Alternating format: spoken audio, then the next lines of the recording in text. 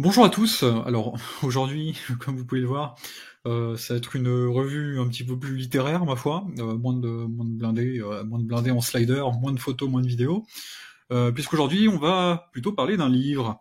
Alors un livre tout à fait à mon goût, évidemment, sur mon sujet, le T-72, le cheval de bataille de l'armée russe. Alors, il a effectivement été publié par Caractère, édition que vous connaissez probablement, puisqu'ils sont sûrement les numéros 1 dans tout ce qui est histoire militaire et tout ça. Ils font les trucks and tanks, les histoires, bataille et blindés, c'est ça. Tout ce genre de livres. L'os aussi, Aérojournal. Du coup, alors ce livre-là, il a été écrit par monsieur Przemek Skulski. Alors, je m'excuse effectivement si on ne prononce pas du tout ça comme ça. Et le secrétaire de rédaction, c'est monsieur Loïc Becker, qui lui, je le remercie et je le salue, hein, surtout potentiellement qu'il verra cette vidéo, pour m'avoir envoyé quelques petites images avant d'avoir pu commander ce livre. Livre qui est sorti il y a maintenant de cela quelques mois, en fin d'année dernière. On est sur un prix environ de 30 €, si je ne m'abuse, voilà, prix conseillé 30 €, pour une 120aine de pages, une couverture souple tout à fait normale à ce niveau-là.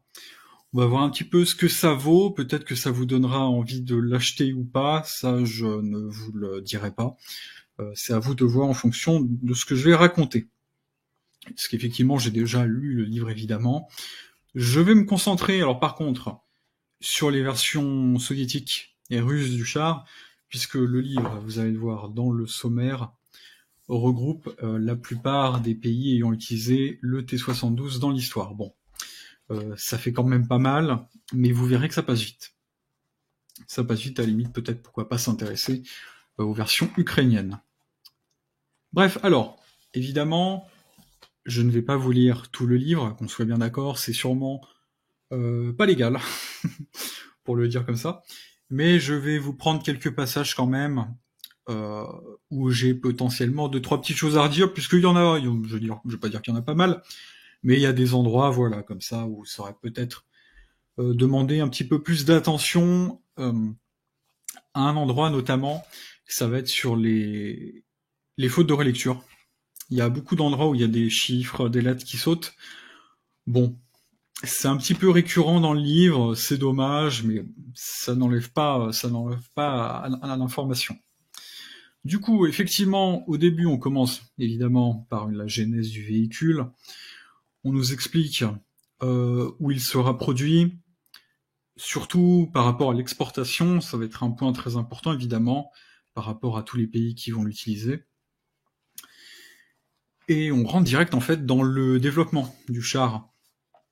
Et à partir de là, premier truc où j'ai quelque chose à redire, c'est par rapport au développement du char, on parle du département 60 de l'usine de construction de chars de Kharkov, Kharkovsky Tankovy Zavod.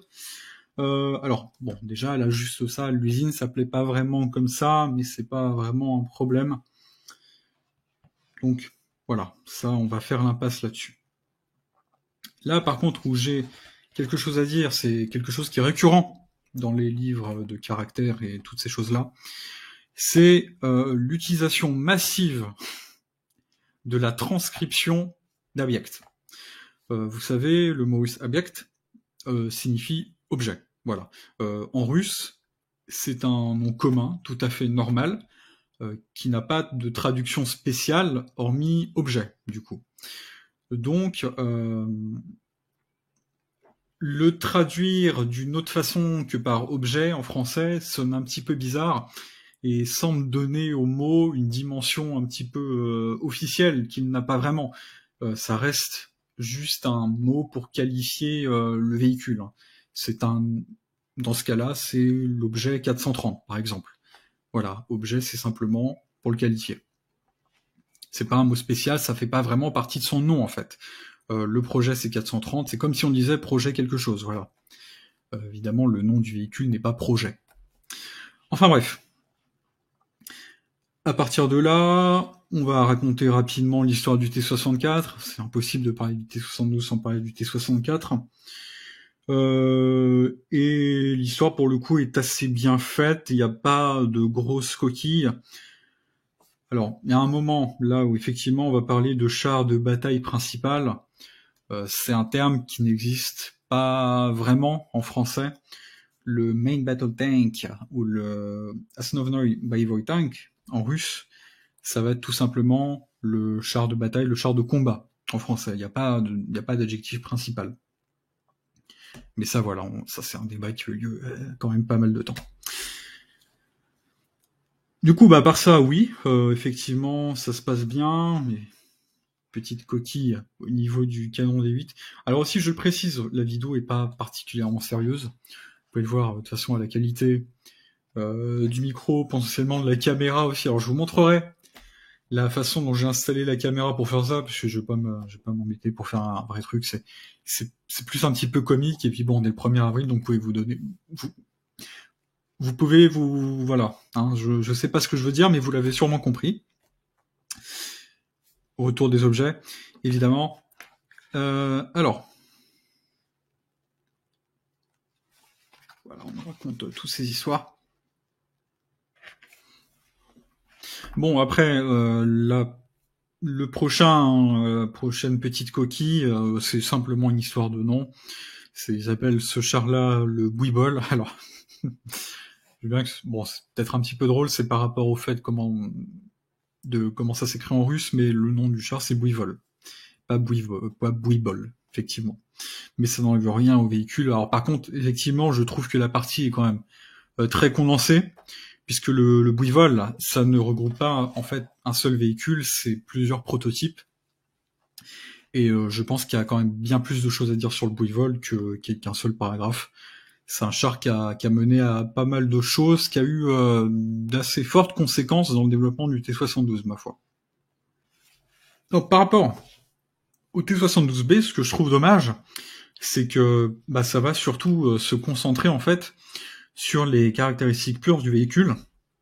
Et là, il y aura pas du tout en fait il y aura pas du tout de partie sur son histoire, histoire qui est quand même assez complexe, mais qui aurait, je pense, nécessité un petit peu d'explication, puisqu'il y a pas mal de choses à dire sur le T-72B, notamment la transition graduelle entre le T-72A et le T-72B, puisque l'objet 184, le 184, du coup, on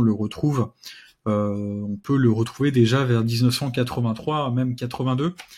Ce qui est sûr, c'est qu'il y a un manuel de 83 et que l'évolution s'est faite graduellement. Nouvelle tourelle, nouveau moteur, tout ça.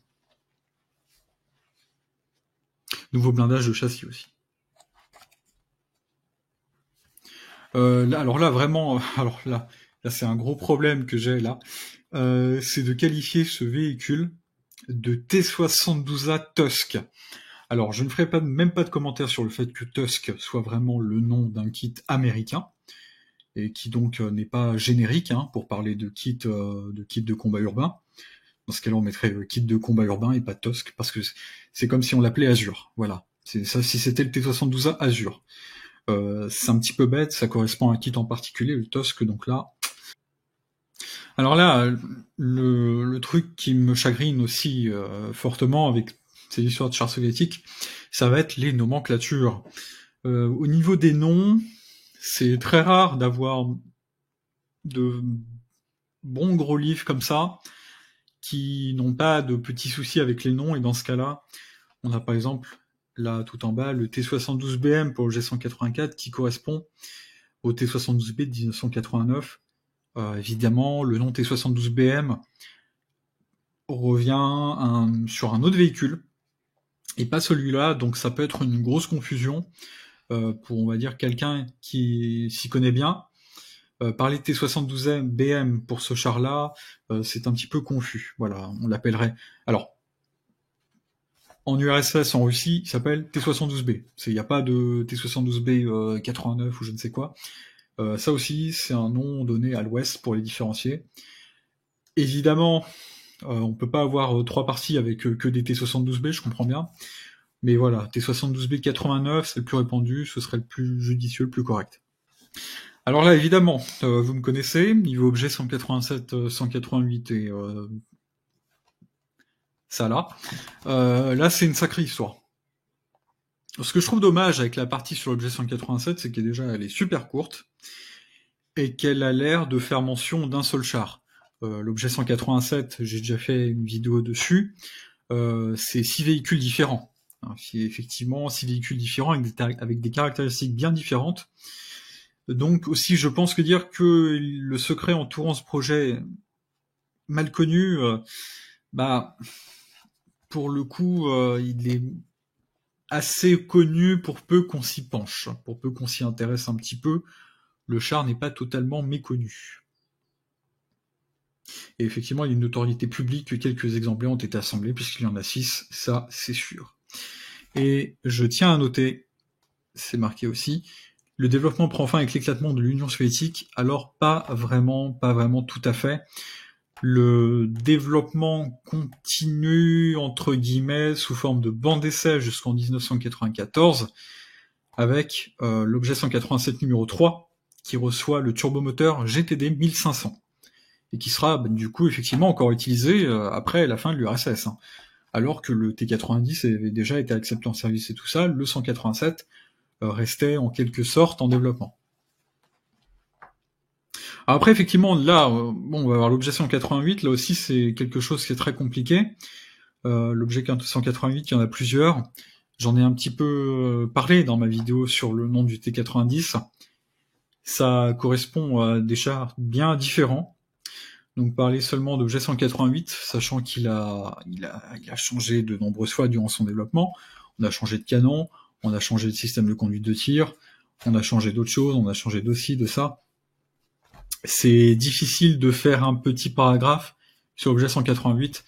Après, je comprends peut-être qu'il n'avait pas forcément le droit, l'envie de faire un livre de 350 pages. Bon, parfois, c'est pas vraiment accepté par les éditeurs, je peux bien le comprendre.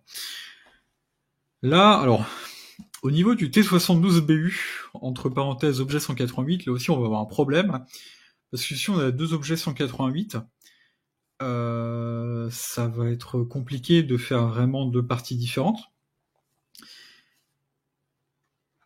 Et comme on en parlait, comme là aussi, j'en ai parlé dans mes vidéos sur le nom du T90, le T72BU, Lusoverchensfovanie Tank T-72B, c'est un petit peu plus compliqué que ça. Et oui, effectivement, il s'appelle pas T72BU, voilà, il a été abrégé à l'ouest en T72BU, puisqu'ils ont vu T72B amélioré. Effectivement amélioré, comme j'ai dit, c'est Lusoverchensfovanie en russe. Donc forcément, ils l'ont abrégé en T72BU. Ce qui n'en fait pas un nom correct non plus, d'ailleurs.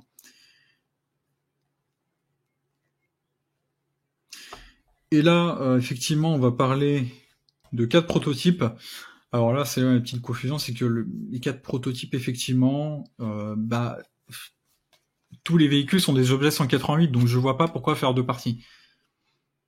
C'est justement, juste le char a évolué fortement durant son développement. Ça n'en fait pas des chars différents. Et là, la désignation T72BU n'a été utilisée que pour les prototypes, et en 1992, les chars sont désignés T90. Ça, effectivement, on pourrait même retrouver la désignation T90 avant, d'ailleurs. Enfin, ça c'est encore une histoire qu'il reste à raconter. Et du coup, la désignation T72BU n'a jamais été utilisée. T72B amélioré, oui. T72BM aussi. C'était le premier nom de l'objet 188, T72BM. Et du coup, on a une très belle image en haut à droite, d'ailleurs, que j'ai en couleur, que je mettrai sûrement sur la vidéo, de l'objet 188. Alors là aussi, c'est bien de mettre Uralvagonzavod, mais Uralvagonzavod ont un petit problème avec ce char, c'est qu'ils ne savent pas, à force, ils ne savent pas comment l'appeler. C'est-à-dire qu'à l'époque, il était qualifié tout simplement d'objet 188. Parfois, alors sur internet, vous allez peut-être le retrouver sous le nom d'objet 187, ce n'est pas du tout le cas, ce n'en est pas un. Ça, on est sûr, c'est un objet 188 d'une quelconque façon. Par contre, récemment, dans les derniers livres d'Uralvagonzavod, ce véhicule s'appelle l'objet 188-1, et donc le char qui est entré en service sous le nom de T72BM, à ne pas confondre avec le premier T72BM qui était l'objet 188 à la base. T72BM a été réutilisé après pour l'objet 188-1. Voilà, alors oui, effectivement, c'est peut-être pas facile à comprendre. Il y a quand même pas mal de zones d'ombre encore, mais c'est pas un souci. C'est pas un souci. Voilà, on a aussi une très belle photo de l'objet 187 numéro 4. Oui, bon, donc il est magnifique.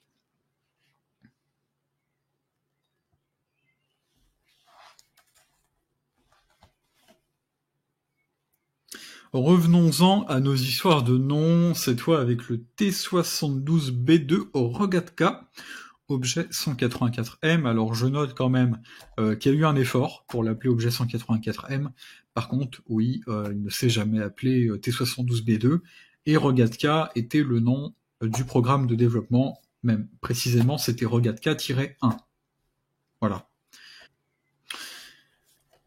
Évidemment, on poursuit avec le T72B3, là, qui est appelé objet 184M3.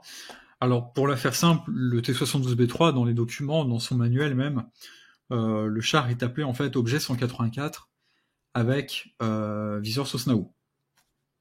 Le nom est tout con.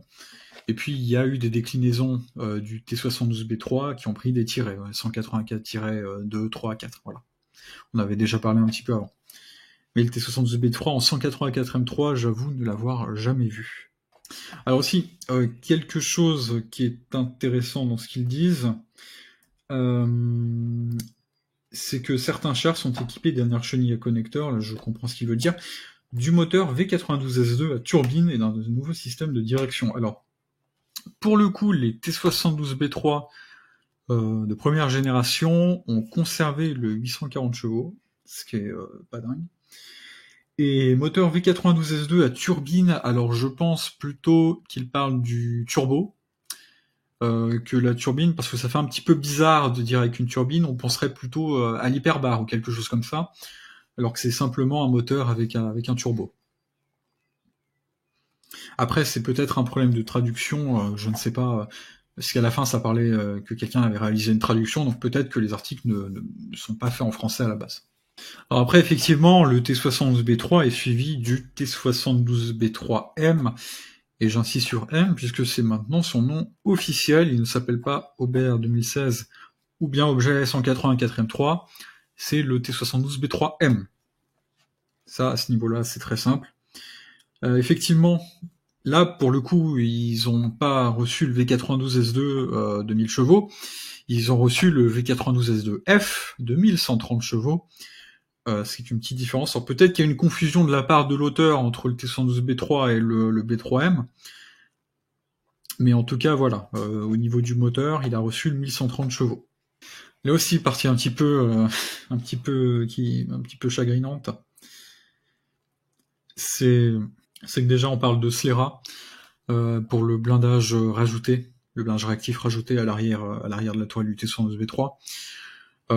C'est difficile d'appeler ça du scléra, puisque le scléra c'est vraiment une catégorie spéciale, hein, c'est le Self-Limiting Reactive Armor, Explosive Reactive Armor. Bon, dans ce cas-là, en fait, on sait très bien que les blocs normalement qui sont par là, voilà, bon, ici on les voit pas, mais sur le B3M, il y a des blocs là, et des blocs sur le côté du châssis. Dans ces blocs-là, il n'y a jamais eu, je tiens à noter, il n'y a jamais eu de K1324 ou de K1323. Ces blocs-là ont été spécialement faits. C'est sur les plans. C'est sur les plans, c'est dans la réalité. Si vous allez prendre un B3 en Ukraine, vous l'ouvrez, ce sera du K1322. Le K1322, c'est l'élément qui a été utilisé, qui a été conçu pour le Contact 5. Donc voilà, il n'y a pas d'éléments de K1323 ou de K1324. Tout dans un T72B3, M aussi, est fait avec du K1322. Ou moins même, hein. C'est pas rare d'avoir trouvé des chars avec du K1320 en frontal. Ça, on l'a bien vu en Ukraine.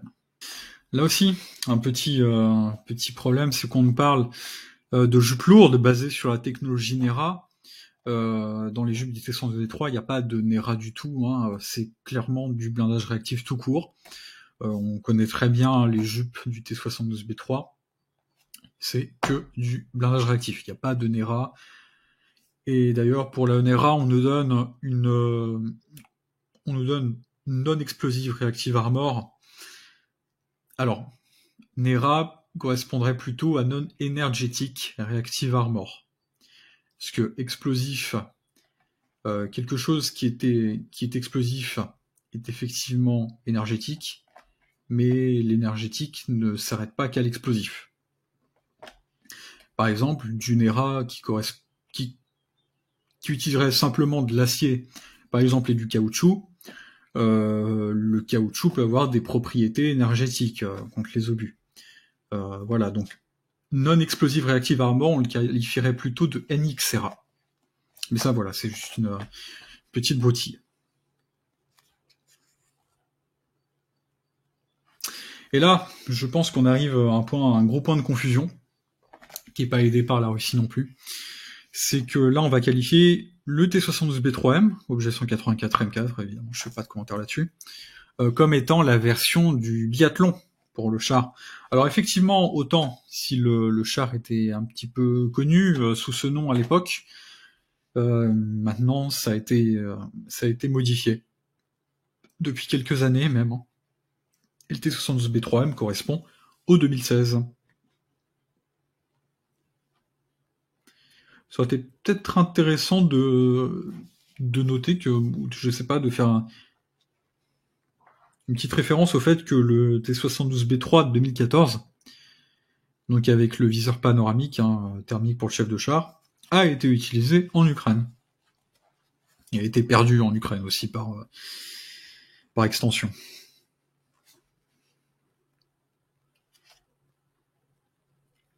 Après, évidemment, on va avoir une grosse partie sur les T-72B3 qui sont nés de la guerre.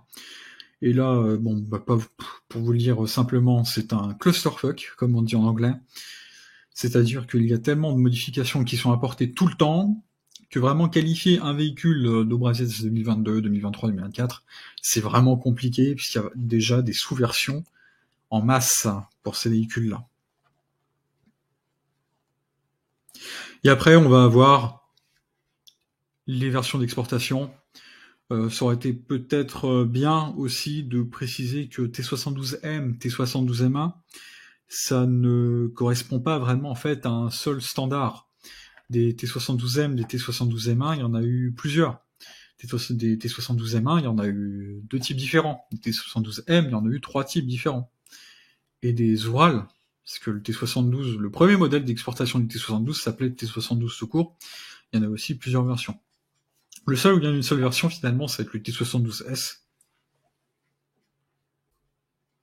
Bon, après, on va avoir une partie sur les pertes, alors qui ne regroupe effectivement qui ne regroupe que les véhicules perdus du 24 février au 18 octobre 2023, février 2022, bien sûr, selon Oryx. Alors, le problème, c'est qu'effectivement, il y a sûrement même des véhicules qui n'ont pas été comptés dans tout ça, donc voilà, ça donne une idée générale. C'est de toute façon l'une des seules idées qu'on a, ça va soit être Oryx, soit Lost Armor. Mais Lost Armor qui est, pour bien des raisons, grossièrement, on va dire, obligé de compter que les chars ukrainiens. Puisque Lost Armor est un site russe et vous vous doutez bien que voilà. Donc c'est à peu près la seule estimation valable qu'on ait. La plus proche en tout cas.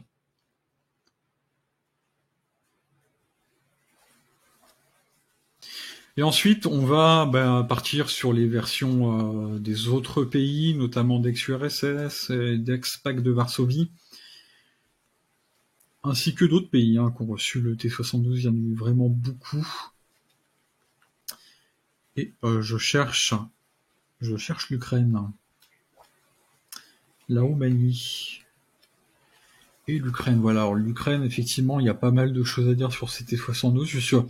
L'Ukraine, finalement, n'a pas reçu beaucoup de T-72 après l'éclatement de l'URSS. C'est même l'un des chars qu'elle avait le moins. Parce que tous les autres étaient restés dans les autres républiques, finalement. Ça va de soi. c'est la patrie un petit peu du T64, donc c'est eux qui en avaient le plus, finalement. Ça raconte un petit peu l'histoire de ces différents T72 ukrainiens, il y en a vraiment beaucoup.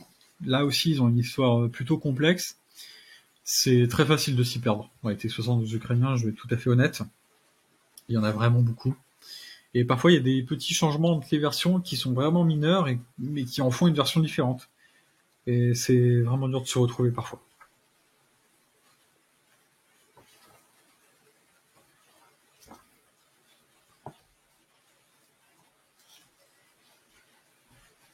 Bon, en tout cas, pour moi, à ce niveau-là, tout est bon, c'est fait. Alors, bon, petit verdict sur le livre.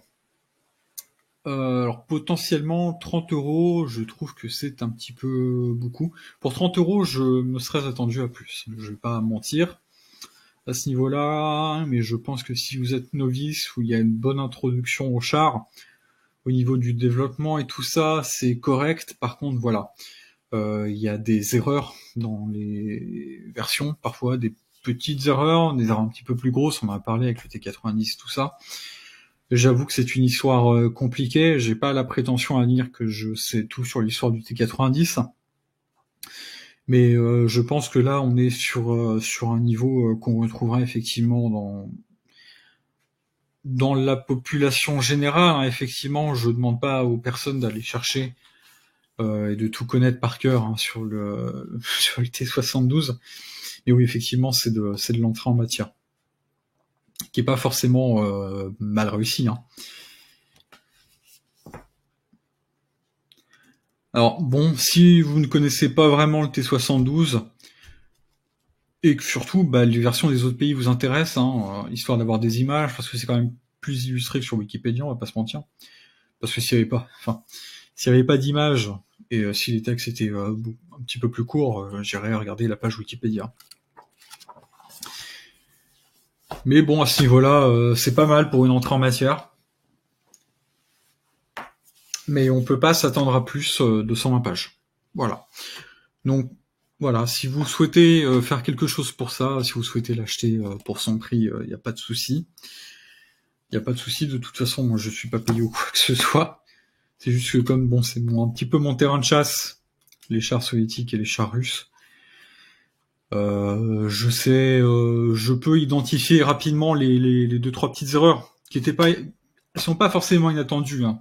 Que quelqu'un appelle le Rogatcal T72B2, je veux pas trop non plus m'en plaindre, parce que c'est vraiment le nom où il est connu de partout, même dans des sources russes, vous pouvez le voir en T72B2. Faut vraiment aller chercher, on va dire très loin, avec des personnes qui s'y connaissent vraiment beaucoup, je vais pas plus m'étendre là-dessus. Mais pour savoir que voilà, il y a quand même 2-3 petits trucs comme ça, 2-3 petites bricoles. Enfin bref, j'espère que vous avez apprécié cette vidéo du 1er avril, qui est bon, c'est pas vraiment sérieux, hein, c'est plus pour rigoler. Mais c'est bien sympa en tout cas, potentiellement peut-être, hein, si vous voulez des vidéos un petit peu plus sérieuses au niveau de lecture de livres et tout ça. Parce que je vais pas vous mentir, j'en ai pas mal des livres, c'est vraiment pas ça qui manque, surtout sur les chars soviétiques. Et même si le livre est pas forcément incroyable, hein, ni quoi que ce soit, bon, ça reste un livre sur les chars soviétiques et les chars russes, je vais pas m'en plaindre. Ce serait bien que ce soit un sujet un petit peu mieux traité, plus souvent, surtout. Mais là aussi, où j'aimerais porter un point d'honneur au livre, c'est qu'ils n'ont pas fait de blague sur le carrousel. Et à ce niveau-là, franchement, bravo les gars. Vous n'êtes pas tombé dans la blague facile du lol, c'est un carrousel, programme spatial. Merci à vous, vraiment à ce niveau-là, merci à vous. Ça fait plaisir, vraiment. Je peux même pas vous dire à quel point ça fait plaisir. Enfin bref, voilà. Moi, je vais vous souhaiter une très bonne fin de journée, une bonne soirée même, et je vous dis à la prochaine.